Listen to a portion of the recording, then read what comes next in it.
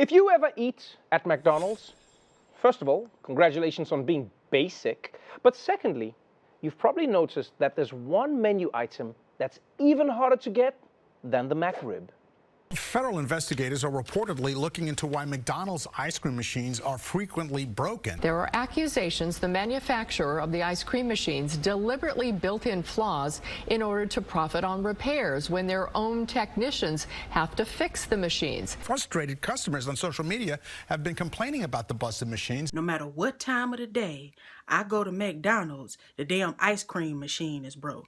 You just got a big-ass machine sitting in your store that's broke all the time, 24/7. Either fix the shit or throw it out the fucking window. Hell yeah! The people have had enough of not having enough ice cream.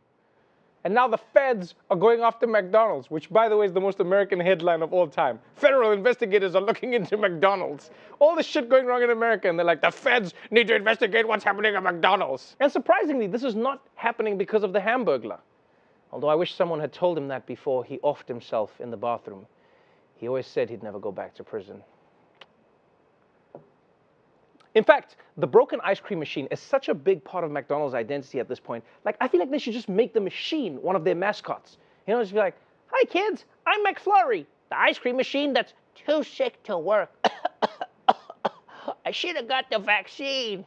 But the truth is, McDonald's ice cream machines are far from the only product that people are having trouble repairing these days. In fact, this issue is so widespread that it has spurred an entire movement called Right to Repair. But the question is, why has fixing things become so hard and expensive? Well, let's find out why in another installment of If You Don't Know, Now You Know.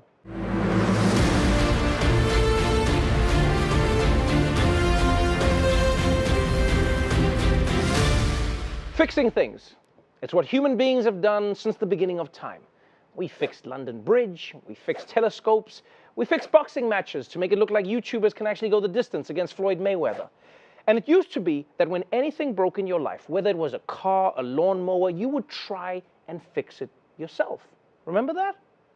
And then after you broke it even worse, you would bring it down to a local repair shop and watch them fix it while you pretended to know what was happening. Yeah, the sprocket, you got to sprocket the thing in the, that I was going to do that. But these days, there are fewer and fewer options for how to fix the things that you own. We live in a free market, but when it comes to repairing electronics like smartphones, you are not free to choose where to go. If you were the hopeless person with a broken gadget, you'd immediately go to the Apple Store. And that's exactly what Apple wants you to do.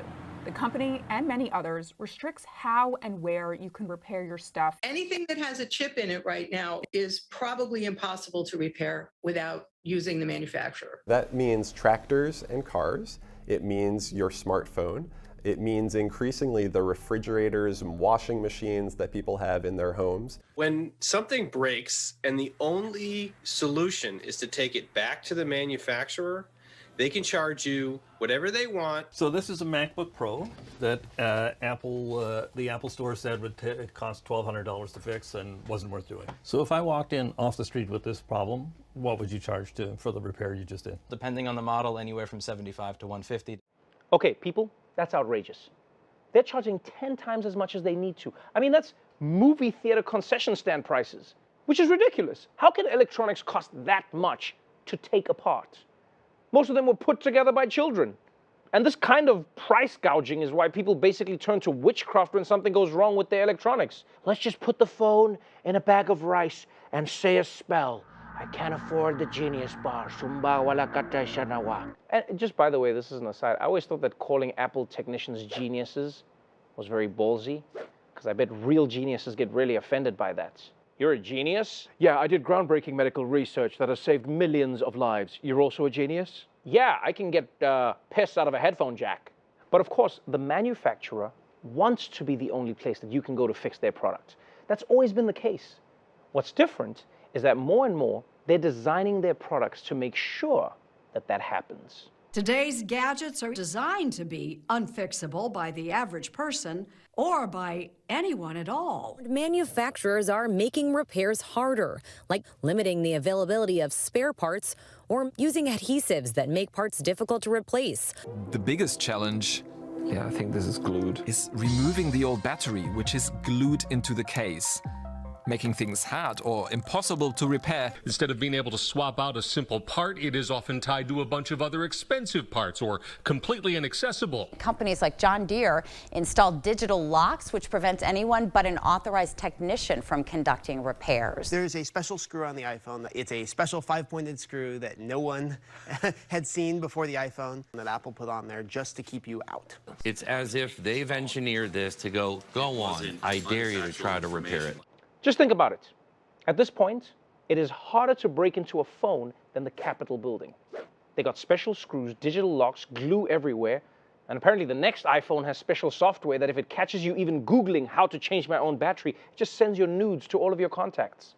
And now you might be thinking, well, I don't have a 5-pointed screwdriver, but I'm sure that there's a repair guy who has one. But that's still not a solution, because these companies aren't just making it harder to fix your own device, they're also punishing you if you try. Companies like Apple, Microsoft, and John Deere have refused to share specialized tools and replacement parts needed to make the repairs, as well as instructional manuals and diagnostic software. Apple clearly sees unauthorized third-party repair businesses as the enemy. Louis Rossmann and iFixit have received legal threats from the company when they publish schematics or repair manual information. If you post that manual online, they'll send you a legal takedown threat saying that's our copyrighted material. If you don't take it down, we'll sue you for up to $150,000. Tech devices, including some made by Apple, if you try to open them up and get them fixed, you actually void the warranty. There are even some cases where the company will brick your device if you try to take it open and fix it so it doesn't work anymore. Now, come on, guys. I feel like this is a little childish, right? I didn't want to go to you to fix the broken phone that you sold me, so you break the phone even more? Why are you taking this so personally? Like, you sold me a phone. We're not dating. I mean, between the threats and restrictions, we're basically in a conservatorship with these companies. You know, we need the Free Britney people to come get all of us. And they've got the time now. And I will say this. To be fair to manufacturers, they do have some reasons to be doing this beyond just wanting more money. You know? Many manufacturers will say that these are very complex products and that having any random dude monkeying around in there isn't safe and could damage the products, which actually makes sense. You know, like one time I took my TV to get fixed by some random Nigerian guys who had a shop. This is back in South Africa, right? And then when I got the TV back, technically it was fixed, technically. But now only channel up worked, so you couldn't go down. So every time I wanted to flip between the channels, I was like, all right, what's the score in this game? Okay, go back to the other game. This is gonna take a while. You know, the worst is when I went back to those Nigerians, I was like, yo, Adibo, you messed up my TV. And then he was like, no, the thing that's messed up, Trevor, is your brain, huh?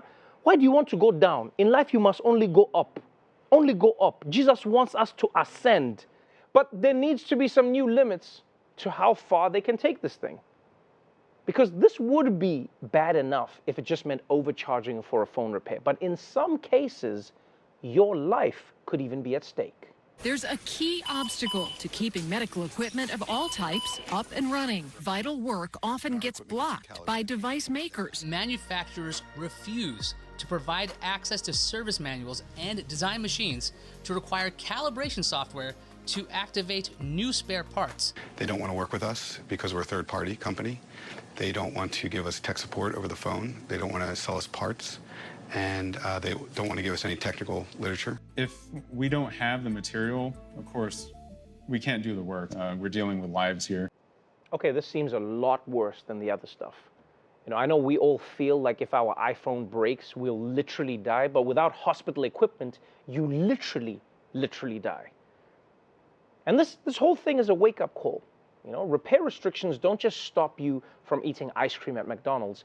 They can also stop you from getting emergency care because you ate so much ice cream at McDonald's. And the good news is, there's a movement that is building to regulate just how much manufacturers can restrict your right to repair your own products. And in July, they even got President Biden to sign an executive order to address the problem. And I, for one, I hope that something comes out of it.